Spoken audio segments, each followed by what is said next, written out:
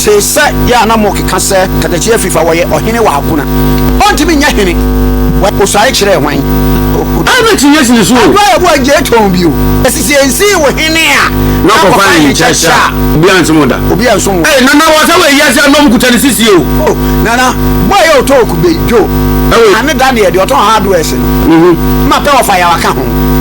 Ngom kuram sisi. Nana ohine nana pa akonya no e akonya wo dada no obedie ana afa ni aba akonya no apart from otumfo oyoko akonya no obi anyi wo a otumi so obetimi agina baabi kuro bi so Asante mem se me yekuni enti kuro no a me wo so no mabɔ me ho yoko hene onyi wo hini bia o ka so wo hini enye no ana nananom mfa no embra ne se abre na hini ni wo na anu ada ni esi hene enti mabɔ Agona hina mane ombedi hu dwuma release Okatakyie Afrifa nana kansa boadi wonye nipa nche obi awo nana kansa boadi ne ba Mavis o megina social media metiatia mu. I am telling the whoever fucking matters in the NPP say it will be of your own interest to release Okatakyie Afrifa. And to sana no studio na me so camera on obi abeti ne ma me che Abusuanti ye nyina papa Kwame Nkrumah Tikeseɛ atena OKFM so edi nkomo afa Okatakyie Afrifa Mensah na hini a ededa na no ode bo ne ho asafo hene ewo my Ghana mu so odi hene wa Agona ene ho nsensem bebre wa Asante mu na eyade a o kyese na hini na o keka no ase no kra bia nhye da ni mu sa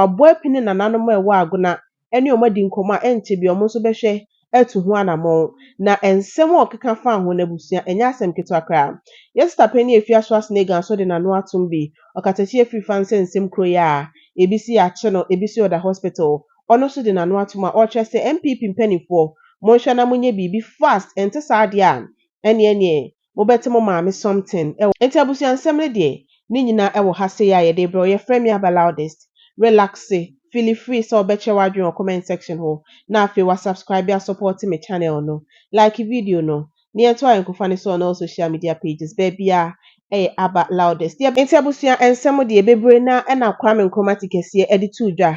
Yentie bi yewi a ye de Afia Schwarzenegger ensemo waka no so. Ebeto a so. Mestre wa subscribe and like it. Tikeseɛ ya na mo keka sɛ Okatakyie Afrifa wɔyɛ ɔhene wa Agona. Nana send your program as you go say pacho and father nana ana tinye sini so agora bo agye ton bio anapa yi a de wo ye ntan ya no ti yesisi ensi wo hene a na ko fa ni chacha obi anso da nana wo sa we yase anom kuta ni sisi o nana boy o talk be jo ye ni mo ya metimi ane da ne de oton hardware se no ma pe wo fa ya waka ho ngom kuram sisi nana jaisa hold on nana ohine nana pacho me ba so tis wo bia yesi me hene ewo be bia the whole world ana ya Ghana first question nana only question bro osai kyerɛ hwan okay akonya no eya akonya wo dada no obedie ana afa ni aba akonya no bajo me sister what say obi se oye hene number 1 osai kyerɛ hwan osai kyerɛ hwan number 2 na akonya no ena eya akonya bɛyi biba chotie nana aguna hene akonya ebeda ahoyi eya obi konfa no chi akonya no asante aguna mi fifi opa bi dibie yi nkofo bi kura kan behu mi se me dibi na se bo me nso mirror se kwa me wie oye eye obi konfa no chi stool ene da ho akonya no obetu yedi papa da bi mi kaza wonya eligible eligibility no danchen ya na ma akonya no so mu odu sa nso me na sika ne ye ka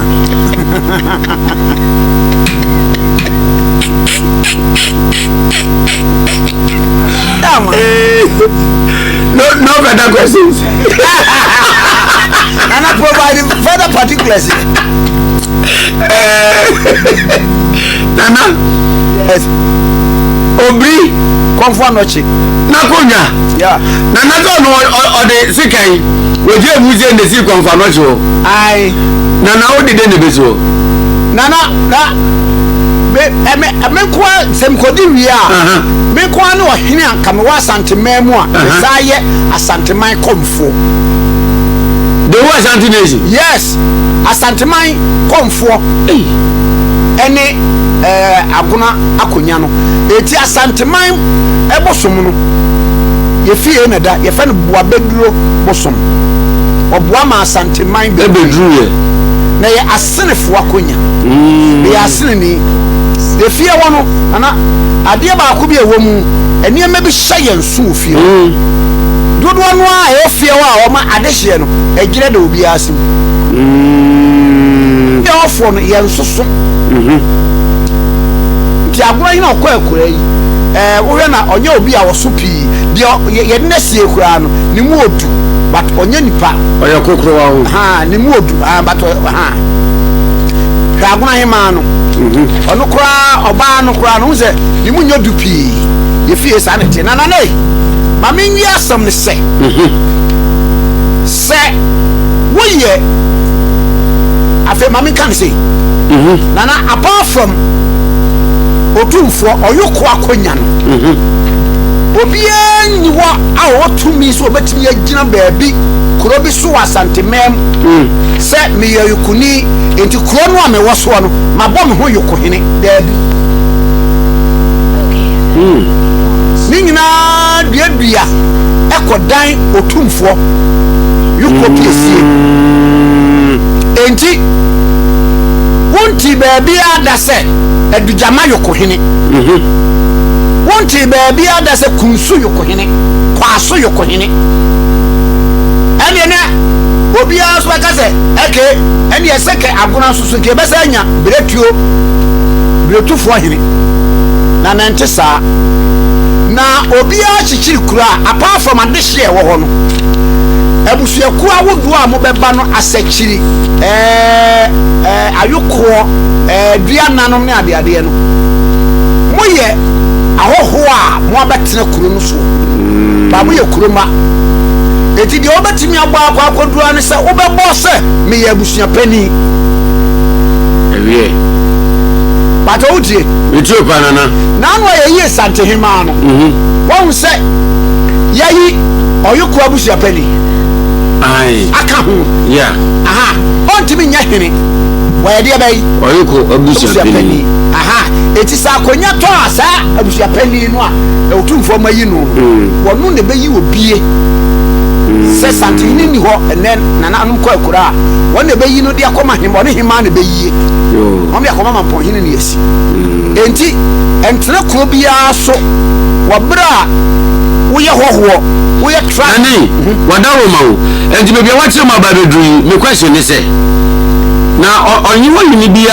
se nana o ka so yo hene enye no ana Nananom mfre no embra ne se abre na hene ni wo na anu adai ne yesi hene enti mabba Aguna hene ma ne ombedi hu dwuma mawie to release Okatakyie Afrifa Nanan kansa boadi wonye nipa nche obia o Nanan kansa boadi ne ba Mavis o megina social media metiatia mu I am telling the whoever for artists in the NPP say it will be of your foreign interest to release Okatakyie Afrifa. And to sana me more than me free gym ha. Eko do studio na me so camera on. Obi abetini ma me che. O mo kan say MPP na ya akonya on. Eye den nana kan sa boadi woni akonya wo kwada so ana. Oni akonya wo kwada so. O be so ne ba no kodi MP wo we. Enkwasi asembe bire. Who ye ni achew. Who ye ni achew. Who ye ni achew. MPP fuwe. And what then I'm with the cool internal. They all they see when me Nkrumah Asante Agona. Yes, Nana, a try to cram a boy Biokuno. Ama Yatsu Biso. I'm a cool media maintain, yeah, but and the social media, sooner allegedly. Nana Mamile, a conform with Sabusamia. One will be some, say. Me amini anso ne hunkodi nsensem ewo where Kwame Afrifa adwanta friend da ojina bi no hasa no brother de bajo onyina bi yati eni se yesi wono se nipa bi wo wa yesisi no oh okay no minim so na damfo so ani die yo nti waboa nipa na manipa na court akwaje injunction. Oh, that's good.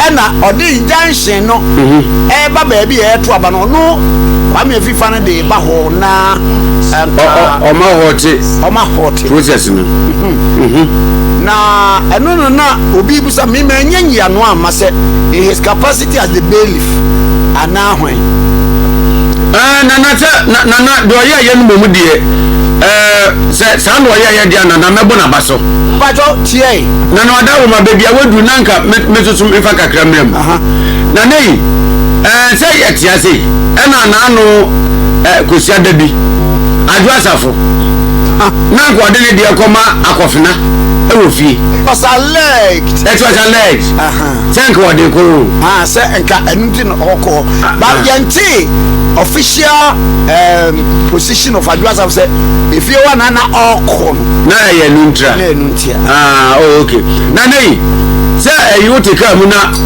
urisi a wesi ka ni di na no si an wesi say someone said there when him e ba bibia e yemra na nantina me kabi bisa me di wie bisa question no say na onimu mra mu die na na say court issue summons bi another say court issue injunction bi a they said they are Kenya na apart from court bailiff obi fufuro bi ebetumi attend in to the prospective recipient na wada me yenye ni say yes Accra High Court a granted expert injunction yeah na sememfa enkoto bibi so enti me de ko na ebra me twamu no na mete se ananam wo court premises wo na mete se court no se yemfa injunction no enko bia na nipa kro no kra na bailiff wo na maka che court nze bajo bi twam na mete se yese mo de injunction ko to ade so me so mete mantamo wa timfa mama nko Nana you treat the man. The ulokus ni say.